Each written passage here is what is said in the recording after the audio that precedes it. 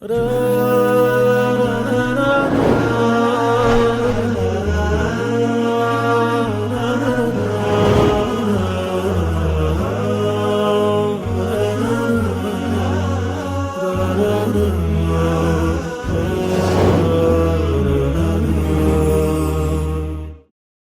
ያደረገ ሰው ሐጅ ይወጅብበታል ሲባል እሰማለሁ።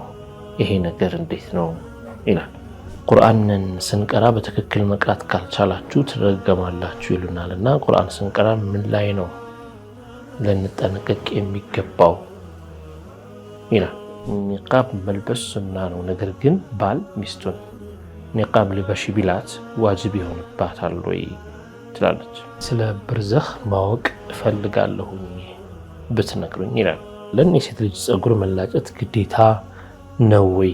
መላጨት የለበትም የሚሉ አሉ። አዲስ ለተወለደች ልጅ ባይላጭ ችግር ይኖረዋል ወይ ይላል። ቢስሚላህ الرحمن الرحيم الحمد لله وصلى الله وسلم على رسول الله وعلى آله وصحبه ومواله وديت كبراቸው ሱና ቴሌቪዥን የጠይቁ ፕሮግራም ተከታታዮቻችን ነው። ጠይቁ ፕሮግራማችን እንደተለመደው ይጀምራል። እስከ ፕሮግራማችን ጸበል ተሰብራችሁ ቆዩ። መልካም ቆይታ ይሁንላችሁ ኢንሻአላህ። ሰላም ወአለይኩም ሰላም ወራህመቱላህ። አማናችሁልን? አልহামዱሊላህ። እንዴት ናችሁ? አልহামዱሊላህ። ዛሬም የተለያዩ ጥያቄዎች አሉ ኢንሻአላህ እናቀርባቸዋለን።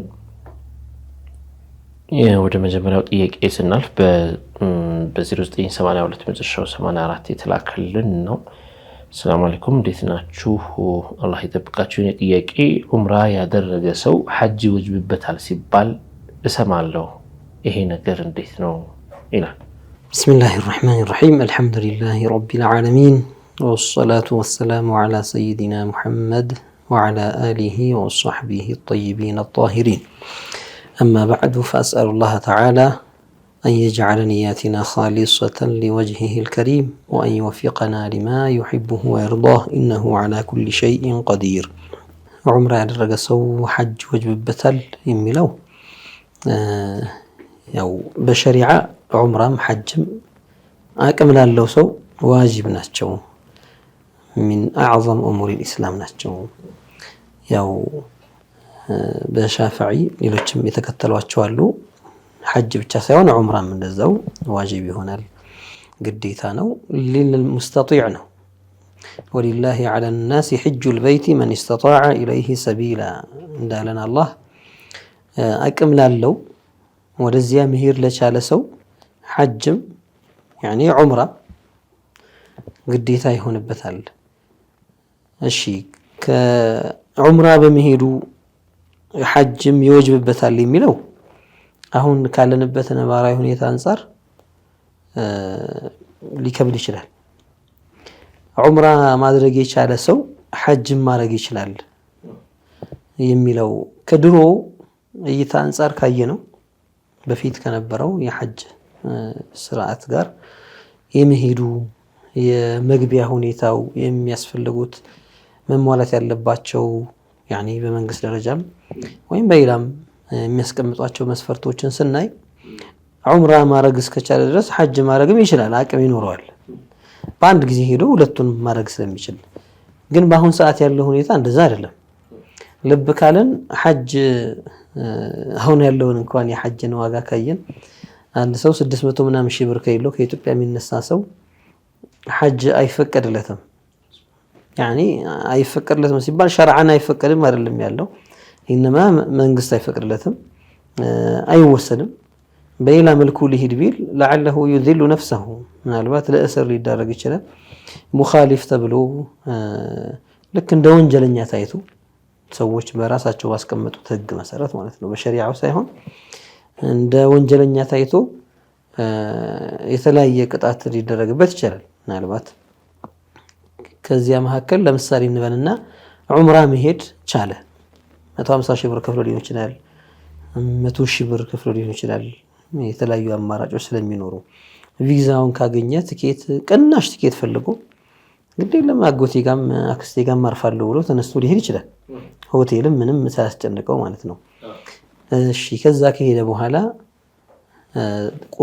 ቆይና مثلا ሸዋል ላይ ቢሄድ እዚሁ ልቆይና ሐጅ ሲመጣ ደግሞ ሐጅ አደርጋለሁ ቢል እዛ ያሉት ሰዎች አይፈቅዱለትም። እሞክረዋለሁ ቢል ምናልባት ለኢዝላል ራሱን ሊያጋለጥ ይችላል። እንደ ወንጀለኛ አስረው ሊመልሱት ይችላሉ፣ ወይም ሌላ ነገር ሊዳረግ ይችላል።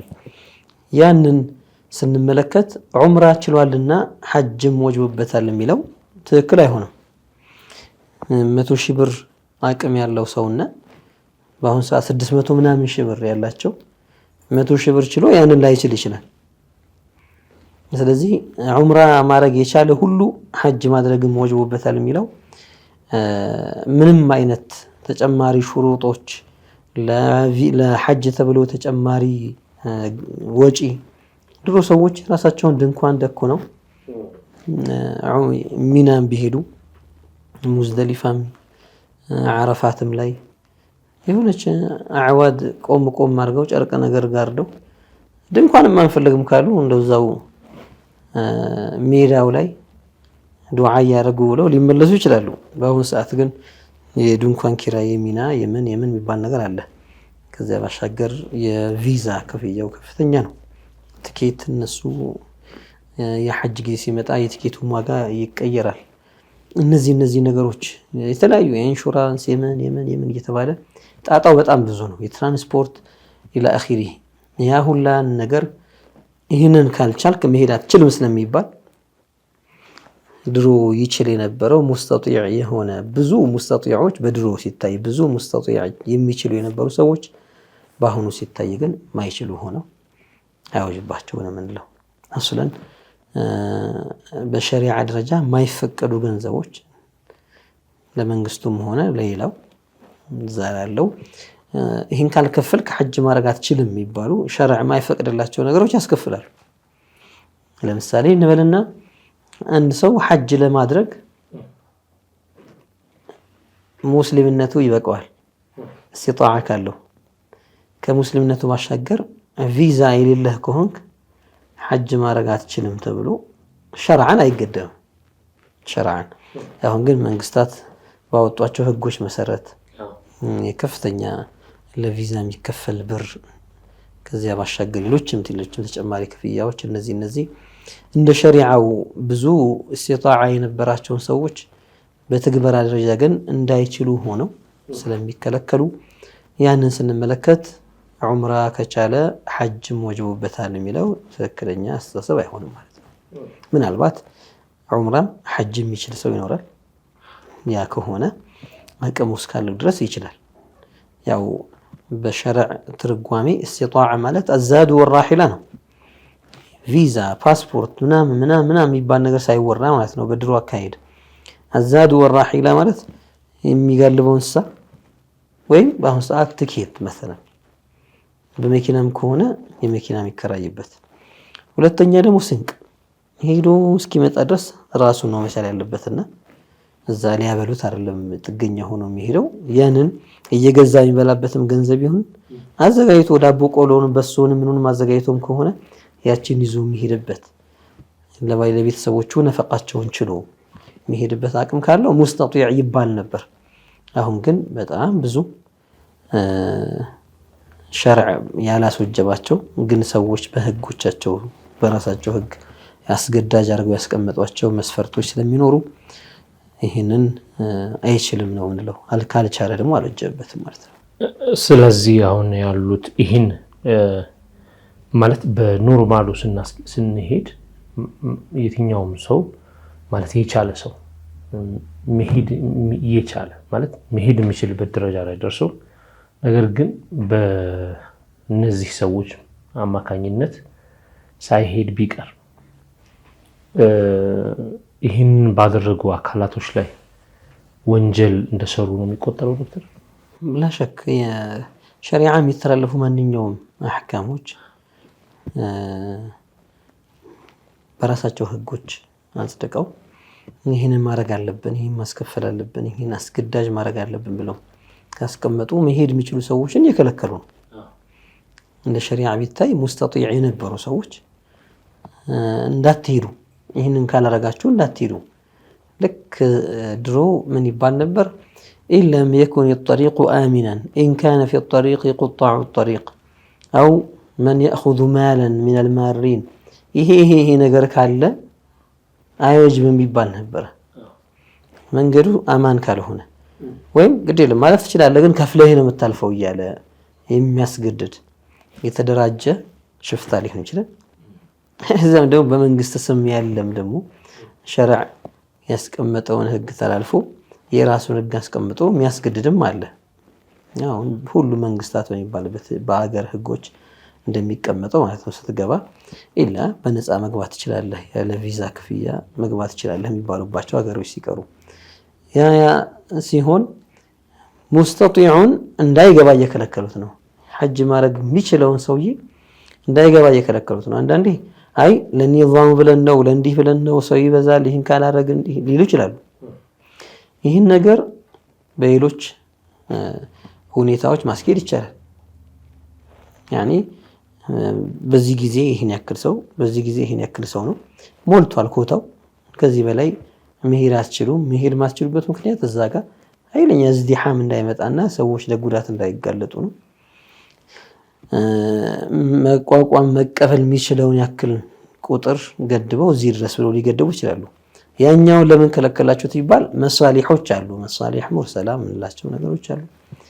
እነዚያን ለመጠበቅና ለራሱ ለሰው ጥቅም ሲባል የሚደረጉ ነገሮች አሉ። አሁን ግን ሐጅን እንደ ዋና ወይም እንደ አንድ የገንዘብ ማግኛ ምንጭ አድርጎ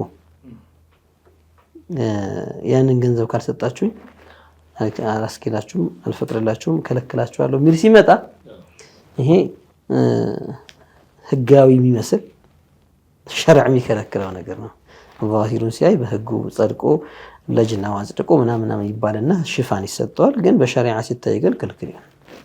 ስለዚህ እንደው ሐጅ በኖርማል ወጅቦባቸው ሳይሄዱ የቀሩ በርካታ ሙስሊሞች በነዚህ ባለመሄዳቸው ምክንያት በአሁኑ ዘመንም ያሉ መሪዎች ለሚሉትም ሆኑ ከዛ በፊት በነበሩት መሪዎችም ነገ አኺራ ላይ መጠየቃቸው ይጠየቃሉ። እነዚህ ያልቻሉ ሰዎች ያኒ ሸርዓን በዚያ ቢኬር ኖሮ የሚችሉ የነበሩ ግን በእነዚህ ሹሩጦችና ይህን ካላረጋችሁ እያሉ አስገዳጅ ባረጓቸው ህጎቻቸው መሰረት ምክንያት መሄድ ያልቻሉ ተከልክለዋል ማለት ነው። መሄድ አትችሉም ተብለው ተከልክለዋል። ልክ እንዳታልፍ የሚከለክል የመንገድ ሽፍታ እንደማለት ነው። ስለዚህ ያ ወደ ኸይር ነገር እንዳይመጣ እየከለከለ ያለ አካል ካለ ላሸክ እሱ ራሱ ሸርጥ አስቀምጦ ህግ አስቀምጦ ደንብ አስቀምጦ ሰውን ሲከለክል ሲያግድ ሲያስገባ ሲያስወጣ እኮ ከሸርዓ ሌላ ባለ ህግ መተዳደር ነው። ራሱን የቻለ ደግሞ አንድ ወንጀል የሚሆንበት ሁኔታ አለ። መርሐባ። ሁለተኛ ጥያቄው ምንድነው? በዚህ ቁጥር ስር ቁርአንን ስንቀራ በትክክል መቅራት ካልቻላችሁ ትረገማላችሁ ይሉናልና ቁርአን ስንቀራ ምን ላይ ነው ልንጠነቀቅ የሚገባው ይላል። ቁርአን ምን ይላሉ ዑለማዎች? አልቂራአቱ ሱነቱን ሙተበዓ ይላሉ። ሰዎች በራሳቸው እንደፈለጉ ገጣጥመው የሚያነቡት ሳይሆን በተቀራበት ነብዩ ሰለላሁ ዐለይሂ ወሰለም ከሰይድና ጅብሪል በሰሙት መልኩ ነው የቀሩት። ለጅብሪልም ይቀሩላቸው ነበረ።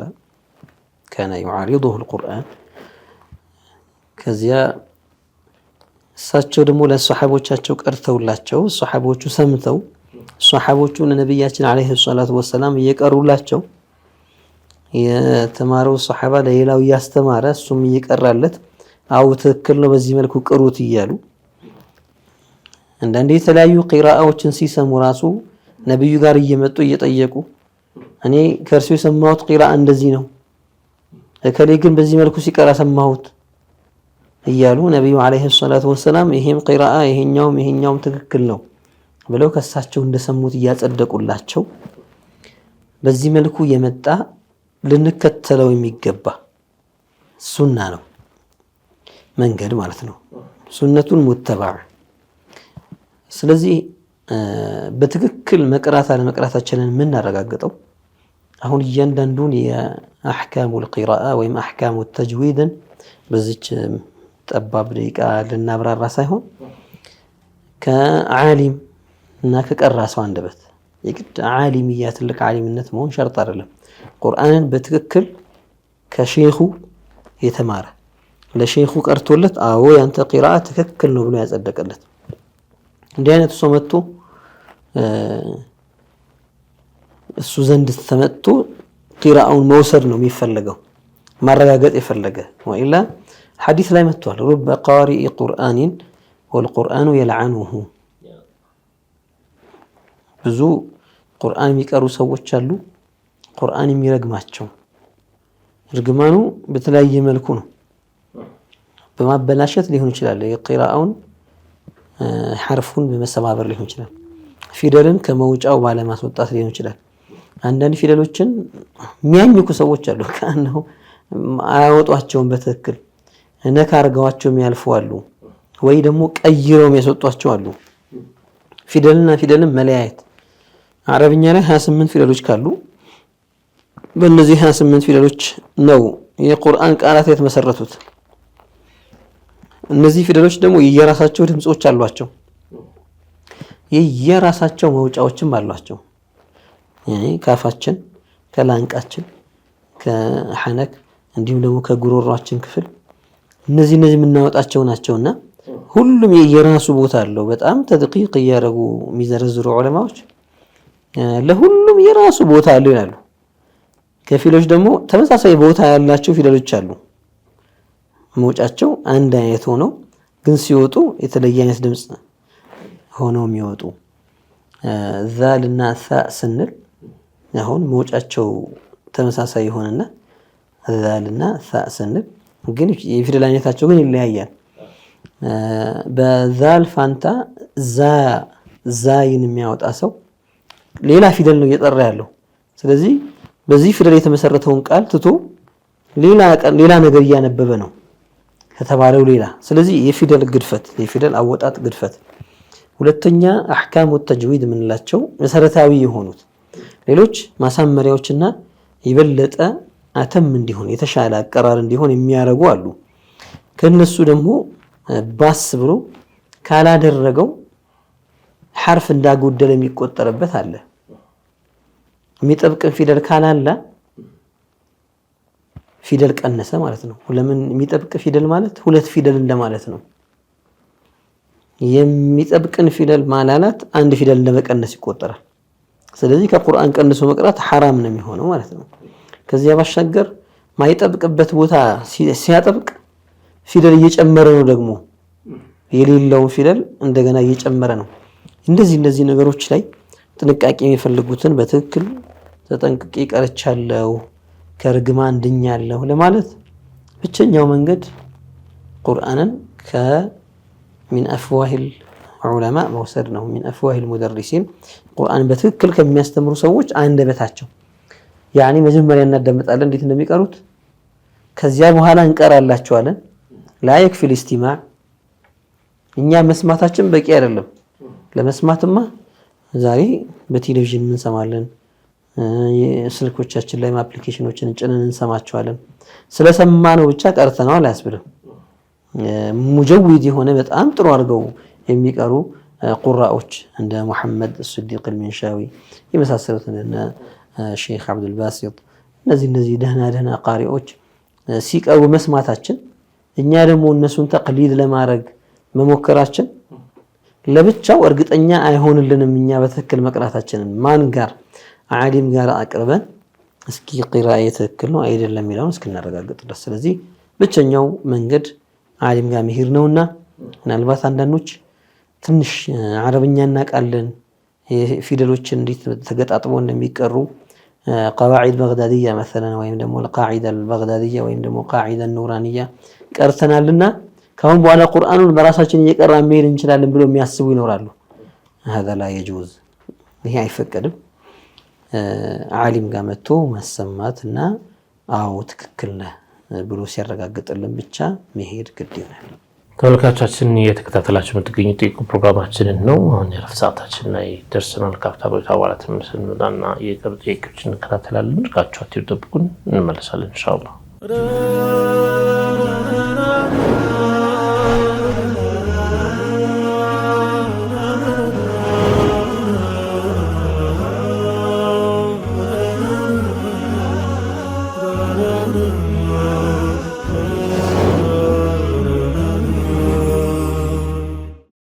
ተመሳሳይ ተመልካቾቻችን የምትከታተሉ ጠይቆ ፕሮግራማችንን ነው። የእናንተ ጥያቄ ያስተናግድን እንገኛለን። መልሱን እየሰጡን ያሉት ደግሞ የተከበሩ ዶክተር ሼህ አቡበክር ሱለይማን ናቸው። በድጋሚ አብራችሁን ቆዩ ኢንሻአላህ። አንዲት ስሟ እንዲጠቀስ ያልፈለገች እህታችን ምን ትላለች? ኒቃብ መልበስ ሱና ነው፣ ነገር ግን ባል ሚስቱን ኒቃብ ልበሺ ቢላት ዋጅብ ይሆንባታል ወይ ትላለች። ሸርዕ ዋጅብ ያላረገውን ነገር ባል ዋጅብ ሊያደርገው አይችልም። ሚስት ባሏን ልትታዘዝ ዋጅብ የሚሆንባት ግዴታ የሚሆንባት የእሱ ሐቅ በሆነ ነገር ነው። እሱም ይህንን ነገር ማድረግ አለብሽ ብሎ ሊያስገድዳት የሚችለው የእሱ ሐቅ በሆነ ከእሷ ሊያገኘው ሸሪዓ ያንተ መብት ነው ይህን ልታረግልህ ግዴታ አለባት እስከፈለከው ድረስ ባለው ጉዳይ ላይ ብቻ ሲሆን ነው። እሱን አልፎ ባል የፈለገውን ነገር በቃ እንዲህ ብያለሁና ማድረግ አለብሽ ብሎ ማስገደድ አይችልም። ስለዚህ ኒቃብ የሚለው ነገር ያው ፊትን መሸፈኛ ልብስ ማለት ነው፣ ጨርቅ። ያ ፊትን መሸፈኛ ጨርቅ ዑለማኡል ኢስላም ምንድነው የሚሉት? ለነብዩ ሰለላሁ ዐለይሂ ወሰለም ባለቤቶች ካነ ፈርዳን ዐለይሂን ሰትሩ ውጁሂሂን ፊቶቻቸው መሸፈን እነሱ ላይ ግዴታ ነበረ። ወአማ ዐላ በቅየት ኒሳ ከነብዩ ባለቤቶች ሌላ ላሉት ግን በሙስተሐብነት የበለጠ አስተር የሆነ ነው። ልሸፍን ካለች ልትሸፈነው የምትችለው በፍቃድና በፍላጎት ላይ የተመሰረተ ነው። ስለዚህ ፈቅዳ ወዳ አረገዋለሁ ካለች በሱናነት ይታሰብላታል። ያው ለሌላ መጥፎ ዓላማ ሳይሆን አንዳንድ ሰዎች ኒቃብን ለሌላ ዓላማ የሚጠቀሙ ስላሉ ማለት ነው። ያኒ በጥሩ ንያ የነብዩ ሰለላሁ ዐለይሂ ወሰለም ባለቤቶች ያረጉት ነበርና እስኪ እኔም ላርገው ብላ ሊላሂ ተዓላ ላርግ ብላ ፊቷን ከሸፈነች በዚህ ንያ ካደረገች ዋጅብ አይደለም ብላ አምና ሙስተሐብ ነው የሚሆነው። ሙስተሐብን ነገር ባል ዋጅብ ሊያደርገው አይችልም ማለት ነው። ባል በቃ እኔ አዝዤሻለሁ የባል ትእዛዝ ማክበር ግዴታ ነው ስለዚህ መሸፈን አለብሽ የሚለው ይሄ ዒልም ሳይሆን ጃህል ነው፣ እውቀት አይደለም። አንዳንዶች እንደዛ የሚገነዘቡ ሰዎች አሉ። ባል ይዘዝ እንጂ በቃ ሁሉ ነገር ዋጅብ ይሆናል ብለው የሚያስቡት ነገር አላቸው። ባል ካዘዘ ዋጅብ ያልሆነው ሁላ ዋጅብ ይሆናል ብለው እንደው ድንበር የሚያልፉም አሉ። ወላጅ ላይም እናትና አባት ላይም እንዲህም ሐታ በሐራም ሁላ ሲያዙ ወላጅ አይደል ያዘዘው ምን ላድርግ የሚሉ ሰዎች አሉ። እና ባልም ሆነ ወላጅ ሊያዙ የሚችሉት አላህ በፈቀደው ነገር ላይ ነው፣ ለሐቃቸው ባረገላቸው ነገር ላይ። አሁን ወደ ዋናው ወደ ባልና ሚስት ነውና ጉዳይ ያለው ሚስት ባሏን ልትታዘዘው ግዴታ የሚሆንባት ሐቁ በሆነ ጉዳይ ላይ ሲሆንና ከሱ ባሻገር ደግሞ ኢንካነ ፊህ ኢዝኑ ሸርዕ ነው፣ ሸሪዓዊ ፍቃድ ያለበት ነገር ከሆነ ወሐራም ነገር ላ ትጢዑሁ ላ ጣዓተ ሊመክሉቅን ፊ ማዕስየት ልኻሊቅ የሚል ጥቅል የሆነ መመሪያ አለ። ከነቢዩ ሐዲስ የተወሰደ ነው። ፍጡርን ለመታዘዝ ብለን አላህን መወንጀል አይቻልም። የአላህን ትእዛዝ መንቀፍና መጣስ አይቻልም። ይህ እስከሆነ ድረስ ያኒ ዋጅብ ነው ብሎ አንድ ሰው ዋጅብ ያልሆነውን ከሊያዟልና ዋጅብ ነው ካለ ተሳስቷል። ምናልባት ባል ሲያዝ ዋጅብ ይሆናል የሚል ግምት ካለው የተሳሳተ ግምት ነው ብለን እንወስዳለን። ስለዚህ አይወጅብም ነው ዞሮ እሱም ይዘዝ ሌላም ሰው ይዘዝ ዋጅብ አይሆንም። በ093921 መጨረሻው 40 የተላከልን ጥያቄ ደግሞ ምን ይላል? ሰላም አለይኩም፣ ጥያቄ ነበረኝ። ስለ በርዘኽ ማወቅ እፈልጋለሁኝ ብትነግሩኝ ይላል። በርዘኽ የምንለው ያው ከዱንያ ከወጡ በኋላ ከባዕስ በፊት ከመቀስቀስ በፊት ያለው ዓለሙል በርዘኽ የቀብር ውስጥ ህይወት የቀብር ቆይታ ማለት ነው። ቀብር ውስጥ ያለው ቆይታ ከነቢዩ ሰለላሁ ዐለይሂ ወሰለም ሐዲሶች የመጡ ሰሒሕ የሆኑ ቡኻሪ ሙስሊም የዘገቧቸው ሌሎችም አስሓቡ ሱነን የዘገቧቸው ሐዲሶች አሉ። ከነዚያ መካከል አንዱ መጀመሪያ የቀብር መስተንግዶና የቀብር ጥያቄ ቀብር ውስጥ ያለው ሁኔታን በተመለከተ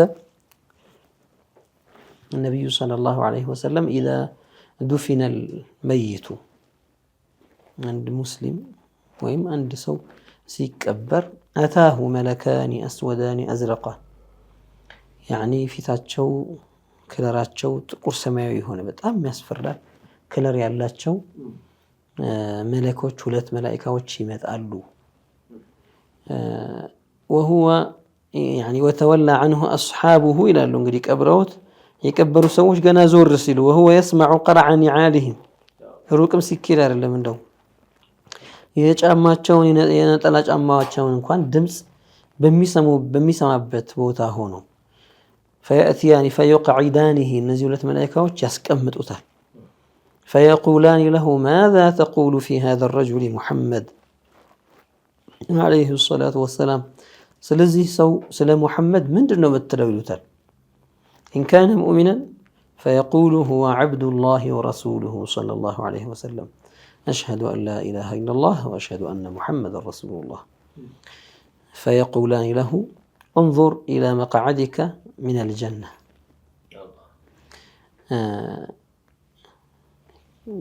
እነዚህ ሰዎች ከጠየቁት በእነዚህ ጥያቄዎቹ ነኪርና ሙንከር ናቸው ከጠየቁት በኋላ እኔ የአላህ ባሪያና መልእክተኛ ናቸው ሙሐመድ ብዬ ነው የምለው ይላል ሙእሚን ሲሆን ከዚያ በኋላ ምን ይሉታል ይኸው ይህን ባትል ኖሮ የእሳት መቀመጫ እዚህ ጋር ነበር አብደለከ አላሁ ተዓላ ቢሂ መቅዐደን ፊል ጀና በዚያ ቦታ አንተ ሙእሚን ስለሆንክ አላህ ጀነት ላይ ቦታ አዘጋጅቶልሃል فيراهما جميعا على النبي صلى الله عليه وسلم ሁለቱን ያያቸዋል በአማንና በተቅዋ በኢማን ባይወጣ ኖሮ የት ይገባ እንደነበርና በኢማኑ ምክንያት ያገኘውን ጸጋን አየሁ ይሄ ያንተ ማረፊያ ነው ተብሎ ያሳዩታል ከዚያ فيقال له نم فينام كنوم العروس لا يوقظه إلا أحب أهله إليه ይላሉ ከዚያ በኋላ ይተኛል ልክ የሙሽራ እንቅልፍ ነው የተኛው የሚቀሰቀሰው أحب أهله እንደው ማንም ሰው መጥቶ እንዲቀሰቅሰው አይፈልግም በጣም የሚወደው ሰው እንደው በጣም የተረጋጋ ሰው መጥቶ እንደሚቀሰቅሰው አይነት የሙሽራ እንቅልፍ ይተኛል ይላሉ እና ያው የሙእሚን ሐል እንደዛ ነው ሸሂድ ሲሆን ደግሞ የበርዘኹ ሐል ይለያል ሱአልም የለበትም ሙባሸረተን እሱ ሰውነቱ እዚህ ሲቀበር በመሞቱ ገና በመሞቱ ሩህ ወደ ጀነት ነው የምትወጣው ከዚያ ሰውነቱ እዚህ አፈር ውስጥ ሆኖ فيتنعم بما تتنعمه روحه በምታገኘው ጸጋ ጀነት ውስጥ ሆና ያ አثሩ ሱብሃንአላህ እዚህ ቀብር ውስጥ ወዳለው ሰውነቱ ይደርስና كأنه شخص نائم እንደተኛ ሰው ሆኖ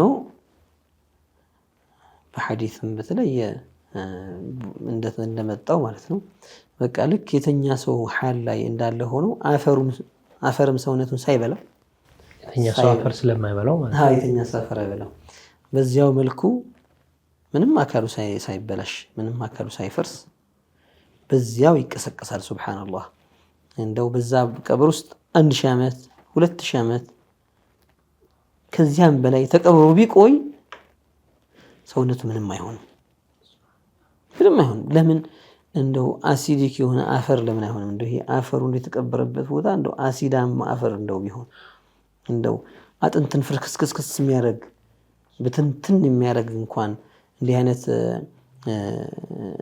ንጥረ ነገር ያለበት አፈር እንኳን ቢሆንም ሸሂድ የተቀበረበት ቦታ እሱ ምንም ነገር ሳይሆን حتى لو قطع شيء من جسده يسيل منه الدم ይላሉ ሱብሃንአላህ ከሰውነቱ እንኳን እንደው የሆነ አካሉ ነው ቆረጥ ቢል ደም ይፈሰዋል ይላሉ የደም ዝውውሩ كأنه እንዳለ ነው ማለት ነው መቼም ደም ከረጋ በኋላ አይፈስም የደም መፍሰስ ምልክት እየተሽከረከረ ነው እንደማለት ነው عجيب በሆነ መልኩ ይሄ ነገር ተከስቷል ከሷሐቦች ውስጥም መቅበረቱ ሹሃዳ ከጊዜ በኋላ በተወሰነ መልኩ ቀብር ተነክቶ የደም አካል ታይቷል ሱብሃንአላህ ይሄ ከስንት ጊዜ ቀብር በኋላ ማለት ነው ይሄ مما يشهد على صحة الإسلام حقية الإسلام مسكر حقية نبوة محمد صلى الله عليه وسلم مسكر ነው ይሄ حال ለሹሃዳዎች ሌላ ደግሞ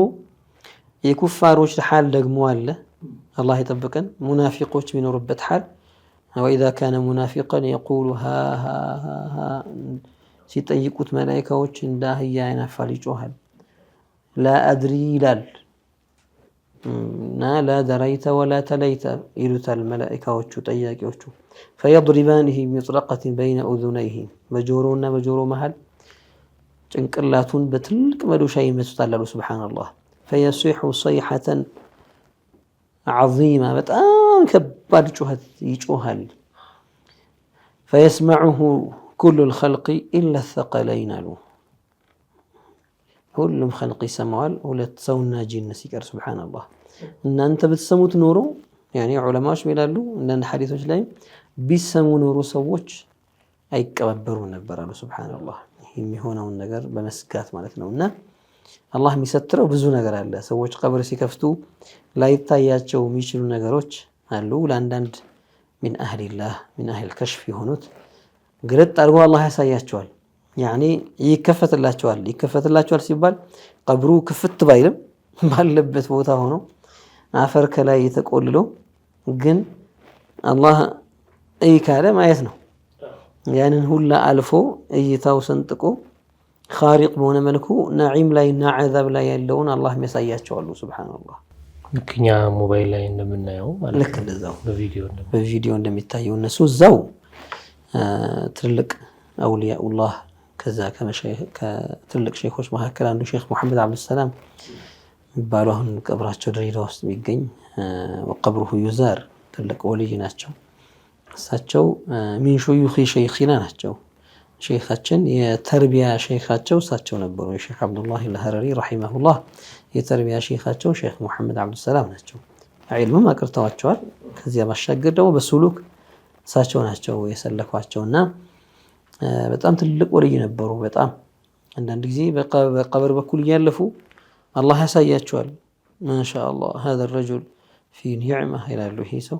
እንዴት ያለ ጸጋ ላይ ነው ይላሉ ከላይ ያለው እኮ አፈር ነው يعني ተደልሎ የተዘጋ ቀብር ነው የተደፈነ የተገጠመ ሌላው ጋር ደግሞ ሲዩ ደግሞ ይሄ ደግሞ የተሰቃየው ይላሉ ሱብሃንአላህ አላህ አሳይቷቸው ማለት ነው يكشف الله لمن شاء من عباده ለባሪያው የፈለገውን ያሳየዋልና በጥቅሉ የበርዘኽ ሐያት ምንለው ሙተነዊዕ ነው ሐሉ እዚህ ዱንያ ላይ እንደሰራው ስራ ነው እንደኑ ጨፍ ይሆንለታል ውስጡ ሳር ለምለም የሆነ በአይን የታየ ያለ ሱብሃንአላህ بعض تلامذة شيخنا رحمه الله በቅርብ ጊዜ የተከሰተ ነገር ነው በአይን ያዩ ሰዎች ክስተቱን ያዩ ሰዎች የተናገሩት ምናልባት የዛሬ 8 ዓመት 9 ዓመት ገደማ አካባቢ ነው ይሄ ነገር የዚያን ጊዜ ቀብሩ ተከፍቶ የታየው አንድ ወንድም من طلاب شيخنا رحمه الله ከሼኻችን ደረሶች መካከል አህመድ ኩሳም ይባል የባዕለበክ ሉብናን ሀገር ወጣት ነበረ እና በደንብ ይማር የነበረ አቂዳውን በደንብ አስተካክሎ በጣም ጠንካራ የነበረ ልጅ ነው ብዙም ሳይቆይ ሞትና ከተቀበረ ከ20 ዓመት በኋላ አባቱ ይሞታሉ እንግዲህ እሱ በልጅነቱ ነው የሞተው አባትየው ከሱ በኋላ በ20 ዓመት ይሞታሉ በቃ ያ ቀብር በተለምዶ ምንም አጥንትም አይቀርም ሁሉ ነገር ያበቃለታል 20 ዓመት ከተቀበረ 20 ዓመት የሞላው ቀብር ነው ብለው ቀብሩን ከፍተው አባታቸውን ሊቀብሩ ቀብሩን ሲከፍቱ ሱብሃንአላህ ውስጡ በለምለም ሳር የተሞላ ነው ቀብሩ በለምለም ሳር አረንጓዴ ነው ውስጡ አህመድን እንደቀበሩት እንደነበረው የዚያን ቀን በቀበሩት መልኩ አለዛው ምንም ነገር ሳይቀየር ላከፈኑ ወላ ሰውነቱ አንድም ነገር ሳይቀየር ሱብሃንአላህ እንዲህ አይነቱ ነገር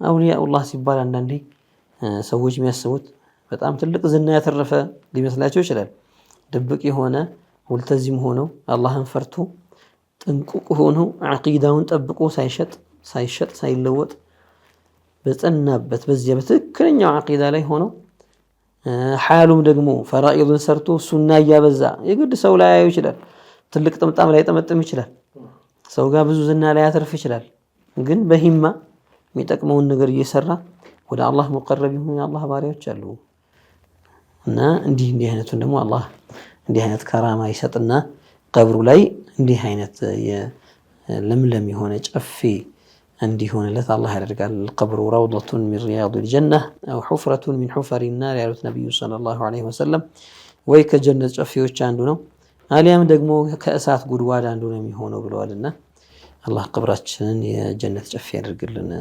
ኑር ያለው ቀብር አላህ ያደርግልን። መርሐባ።